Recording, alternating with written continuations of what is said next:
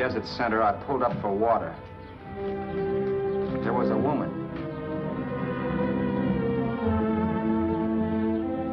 Hey, you! Come on if you want to ride.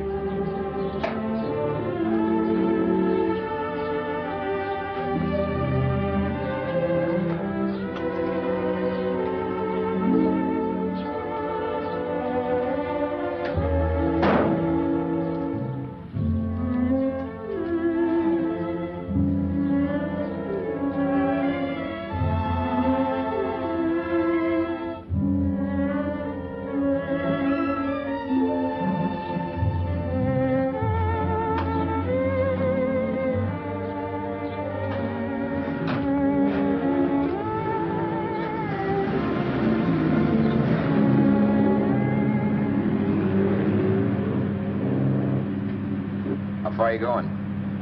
How far are you going? That took me by surprise, and I turned my head to look her over. She was facing straight ahead, so I couldn't see her eyes. But she was young, not more than 24. Man, she looked as if she'd just been thrown off the crummiest freight train in the world. Yet, in spite of this, I got the impression of beauty. Not the beauty of a movie actress, mind you, or the beauty you dream about when you're with your wife, but a natural beauty. A beauty that's almost homely because it's so real. Then suddenly she turned to face me. How far did you say you were going? Los Angeles? L.A.? L.A.'s good enough for me, mister. That's what I was afraid of. What'd you say? Oh, nothing, just thinking out loud. People get in trouble for doing that. What's your name? You can call me Vera if you like. You live in Los Angeles? No. Where are you coming from? Oh, back there. Needles? No.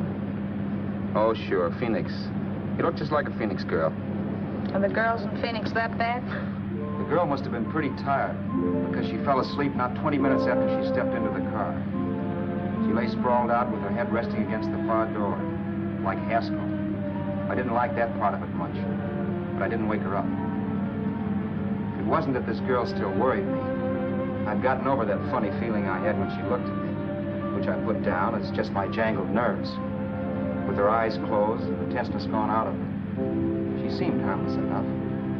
And instead of disliking her, I began to feel sorry for her. The poor kid probably had had a rough time of it. Who was she, anyway? And why was she going to Los Angeles? And where'd she come from in the first place?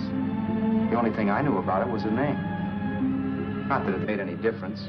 A few hours more and we'd be in Hollywood. I'd forget where I parked the car and look up Sue. This nightmare of being a dead man would be over. Who this dame was, well, it was no business of mine. Where did you leave his body?